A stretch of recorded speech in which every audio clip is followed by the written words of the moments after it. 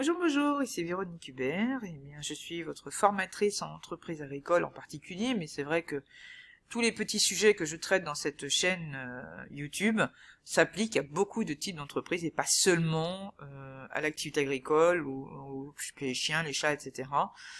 En général, elle s'applique à beaucoup d'autres choses. Alors, aujourd'hui, nous allons parler de l'assurance responsabilité civile, que vous connaissez bien en tant que particulier en général, puisque c'est elle qui vous protège très souvent, alors non seulement contre les dommages qu'on peut vous créer, aussi bien au niveau de votre habitation que de votre véhicule ou votre banque, vos comptes bancaires par exemple, que les dommages que vous pourriez créer vous. Alors, les dommages qu'on pourrait vous créer, donc soit à vous-même, soit à votre matériel, soit éventuellement à vos enfants, évidemment, votre famille, soit à vos animaux. D'accord? Donc, bon, les contrats, après, varient d'une personne à une autre, évidemment, puisque la situation de chacun est propre. Et donc, évidemment, comme je dis souvent, le voisin n'est pas vous. Voilà. Donc, regardez bien vos contrats par rapport à vos garanties. Alors, aujourd'hui, nous allons parler de la responsabilité civile professionnelle. Donc, elle contient très souvent une responsabilité civile classique, comme celle que vous connaissez à titre perso, et une protection juridique, ainsi qu'une assurance multirisque. Alors, concernant l'assurance responsabilité civile professionnelle, elle n'est là, en théorie, que pour, on va dire, réparer les dégâts que vous créez auprès de tiers. Donc, vous êtes un professionnel, et donc vous causez des dommages à un tiers, qui peut être un particulier, un autre professionnel, un client, donc un fournisseur, mais aussi une administration, etc. D'accord? Donc, il faut bien comprendre que si vous n'avez pas d'assurance professionnelle, eh bien, vous vous heurtez à d'éventuels dommages que vous seriez dans l'obligation de réparer vous. Mais on va en parler un petit peu plus tard. Alors, la première entité qui entre en ligne de compte, et aussi bizarre que ça puisse paraître, c'est la protection juridique. Pourquoi la protection juridique? Parce que c'est elle qui va, après que vous ayez tenté une conciliation à l'amiable avec la personne qui a un litige avec vous, par l'intermédiaire d'un médiateur ou d'un service de médiation, nous avons vu ça dans une autre vidéo. Une fois que vous avez tenté la médiation, donc avec la partie adverse, et que ça ne fonctionne pas, eh bien, on passe donc à l'assurance. Et la protection juridique, elle est là pour déjà, on va dire, débroussailler un peu le problème. C'est-à-dire que le médiateur, il a entendu les deux parties, il a essayé d'arranger les bidons de tout le monde, et puis il n'est pas arrivé. Bon. Le truc, c'est quoi? C'est que l'assurance, par contre, c'est vous qui la payez. Donc, contrairement au médiateur qui ne peut pas prendre parti, l'assurance, elle est là pour vous. Vous la payez pour ça, donc elle est là pour vous. Donc, n'hésitez pas déjà à la contacter. Alors, la protection juridique, elle est là surtout pour bien déjà faire les courriers qui vont bien à la partie adverse, soit directement à la personne, soit à son assurance elle-même, ou un service juridique quelconque, voilà. Et aussi, en cas de procédure ou de demande d'indemnité de la partie adverse et qui ferait que apparemment vous êtes en tort, on va dire ça comme ça, eh bien, la protection juridique, elle est là non seulement pour vous trouver un avocat spécialiste de l'affaire qui vous oppose à la partie adverse, mais aussi pour payer les premiers frais de procédure, en cas de vraiment de procédure, donc ça peut aller loin, et à hauteur quand même de 800 à 1200 euros en général. Donc n'hésitez pas à souscrire à une protection juridique, ça coûte pas beaucoup plus cher par rapport à votre contrat initial de responsabilité civile professionnelle, et ça peut vous sauver la mise, et je dirais vous épargner quelques tracas financiers. On va dire ça comme ça. Voilà. Donc c'est elle d'abord qui entre en ligne de compte pour, on va dire, constituer le dossier de défense par rapport à la partie adverse. Ensuite, eh bien, on va dire que patatras, soit vous avez tort et bon bah c'est fait, hein, c'est carré, le texte de loi vous donne tort, bon tant pis, voilà. Soit bah carrément vous montez en procédure et le tribunal vous donne tort, et dans ce cas arrive la responsabilité civile professionnelle qui est là pour payer vos dégâts. C'est pour ça qu'elle n'arrive qu'en dernier, après le médiateur, après la protection juridique, parce qu'elle est là pour en fait financer vos garanties, en clair, hein, les garanties pour lesquelles, auxquelles vous avez souscrit. Ok. Bon. Ensuite vient l'assurance multirisque. Alors vous connaissez ça aussi au niveau de votre assurance habitation, hein, en général. Sachez qu'en assurance civile pro, elle existe aussi. Et en particulier pour les nombreuses entreprises qui ont le siège social à leur domicile. Hein. Pourquoi je vous dis ça? Parce que ça ne veut pas dire que vous devez remplacer l'une par l'autre. Hein. Ça, c'est hors de question. D'accord. Par contre, en tant que professionnel ayant votre siège social à votre domicile, vous pouvez souscrire une assurance multirisque supplémentaire. Pourquoi je vous dis ça? Parce que, en général, je dis bien en général, et ça, c'est à demander à votre assureur, ou l'assureur que vous allez prendre pour ça, hein. En général, quand l'assureur vous fait souscrire une assurance multirisque pour vos locaux d'habitation qui servent aussi en locaux professionnels, hein, on va dire ça comme ça, eh bien, en général, les garanties liées, par exemple, au vol, à l'inondation, à l'incendie, hein, par exemple, eh bien, elles sont plus élevées que les garanties multirisques liées à votre habitation principale en tant que personnel, je veux dire en tant que particulier. D'accord? Voilà. Donc, comparez bien les deux, mais de toute façon, vous ne pourrez pas retirer la multirisque habitation particulier pour la remplacer par un multirisque professionnel. Ça, c'est pas possible. Ok? Soit c'est en plus, soit c'est pas du tout. C'est ce que je veux dire. Bon.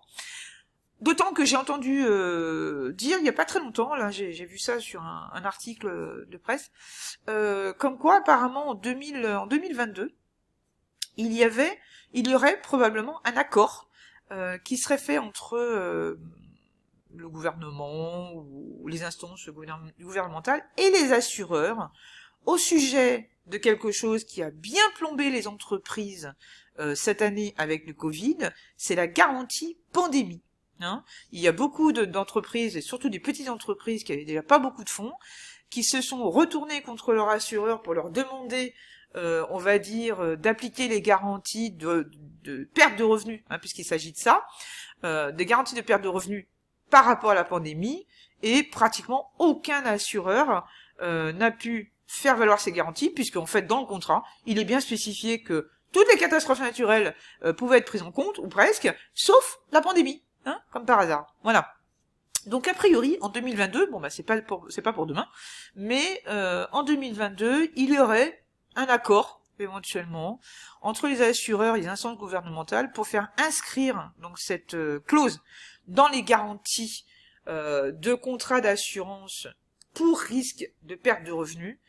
Et ce qui serait quand même une bonne chose, parce que même si ça arrive, on va espérer, que ça n'arrive tous les 10 ou 15 ans, quand ça tombe dessus, c'est une horreur, quoi. Hein. Bon, voilà. Donc, une multirisque, et dedans, demandez en tant que professionnel, quelle que soit votre activité, à souscrire à une multirisque pour perte de revenus. Alors évidemment, vous n'allez pas être remboursé 15 000 € par mois si vous n'en gagnez que 500, hein, ça paraît évident. Bon, mais ça peut toujours vous assurer un minimum de revenus pendant quelques mois, le temps de vous retourner, et de pallier à la situation. Voilà. Donc n'hésitez pas à le demander. Alors, surtout pour tous les contrats, mais ça vaut aussi pour vos contrats perso, hein, donc voiture, maison, etc., appartement et compagnie. Un contrat d'assurance, ça se lit, ça ne se feuillette pas, ça se lit. D'accord? Bon, ça c'est une première chose. La deuxième chose, c'est que n'oubliez pas que très très très souvent, donc pratiquement 99,99% du temps, vous souscrivez un contrat d'assurance en ligne, c'est-à-dire à distance. Donc n'oubliez pas que même si vous signez votre contrat, vous avez toujours ce délai de 14 jours calendaires pour vous rétracter. Hein, donc n'oubliez pas ça. Donc prenez le temps de lire votre contrat. Alors, tout ce qui est écrit, pas de souci, toutes les garanties, pas de souci, mais surtout, donc évidemment, tout ce qui n'est pas garanti, hein, en général c'est bien écrit, hein, noir sur blanc, il n'y a pas de souci. Mais par contre, ce qu'on voit pas, c'est les toutes petites lignes qui vous expliquent en gros que vous avez des clauses qui font que beaucoup de choses sont garanties, mais certaines ne sont pas garanties dans certaines circonstances. Genre, vous avez un arbre qui s'effondre dans votre jardin, qui écrabouille comment dire, la niche du chien, hein, et bah, vous appelez votre assurance et dire bah voilà, monsieur l'assureur, j'ai un arbre qui est tombé dans mon jardin, donc en plus c'est mon arbre à moi, c'est même pas l'arbre de la voie publique. Et donc il y a des dégâts chez moi. Et donc l'assureur va demander à quelle vitesse allait le vent ce jour-là. Vous allez demander à Monsieur Météo, et Monsieur Météo va vous répondre qu'il était en dessous de 100 km/h, et votre assureur va vous dire, eh ben non, vous ne pouvez pas faire jouer cette garantie parce qu'il ne faisait pas au moins 100 km/h de vent. Voilà. Donc, faites très attention à ces petites lignes-là. Ça peut être très très très important. Il y a aussi autre chose dont il faut tenir compte, c'est la franchise. La franchise, c'est la partie en fait qui reste à votre charge quand vous avez un dédommagement de votre assurance, hein, soit par un litige ou par un dommage quelconque, même un truc naturel. Hein. C'est la partie qui vous reste à payer. Alors, n'hésitez pas à comparer ce qui est comparable, c'est-à-dire que n'allez pas systématiquement moins cher en vous disant bon bah de toute façon il peut rien vous arriver. Ok ? N'oubliez pas que tout peut arriver hein, dans une vie et surtout dans une vie courante avec tout ce qui peut se passer de l'extérieur à cause des autres ou sans les autres, peu importe. Mais en tout cas, n'oubliez pas que ce n'est pas parce que, par exemple, en tant que professionnel, vous n'avez pas affaire à de la clientèle de façon physique qu'il ne peut rien vous arriver. D'accord ? Voilà. Alors, dans le domaine agricole, on peut citer quelques exemples. Hein. Vous avez des visiteurs qui viennent à votre élevage et un de ceux-là se casse le bras. Hein, par exemple, vous avez, alors le plus courant, un chien qui s'échappe de chez vous, qui vous appartienne ou pas, d'ailleurs, hein, ça peut être un animal de pension, et qui va créer un accident sur la route, qui se fait percuter par une voiture, donc déjà malheureusement, qui s'en sortent ou pas, malheureusement on peut pas, c'est pas ça qui va changer les choses, mais c'est surtout que si on sait justement que c'est votre chien ou celui que vous aviez en garde qui a créé l'accident, n'oubliez pas que le dommage peut être très très très important. Vous pouvez avoir un animal qui se blesse pendant qu'il est en pension, par exemple. Vous pouvez avoir un client qui n'est pas satisfait de votre prestation dans le domaine courant. Hein, par exemple, vous avez, je sais pas, moi, vous faites un métier de traducteur. Tiens, voilà, vous faites un métier de traducteur, donc c'est pas une activité qui est réglementée pour avoir absolument et de façon obligatoire une assurance responsabilité pro. Mais si la personne elle n'est pas contente et qu'elle porte plainte contre vous, le problème c'est que ça peut aller très loin. Voilà. Pareil, vous allez, vous êtes formateur, tiens, par exemple, vous avez l'habitude d'avoir que des clients, donc en distanciel, et puis tout d'un coup, vous avez un client qui vous appelle, et vous apercevez que finalement, il habite à 200 mètres de chez vous. Bon, donc vous lui dites, écoutez, je viendrai chez vous, à la limite, ce sera plus sympa, voilà. Et un jour, vous vous rendez donc chez lui, et vous avec votre voiture, vous écrabouillez ces jolies fleurs à 15 000 € la fleur. Donc évidemment il est pas content, donc ça c'est sûr, mais en plus il va porter plainte parce qu'il va falloir que vous remboursiez les fleurs en question. Vous avez fait ce dommage-là dans le cadre professionnel, donc si vous n'avez pas d'assurance pro, pas de remboursement. Ça c'est ballot. Voilà. Donc vous voyez, donc tout peut arriver. Hein, donc, ne négligez pas ça. Si vous n'avez pas d'assurance pro, et donc je voulais en revenir donc au dernier sujet de cette petite vidéo.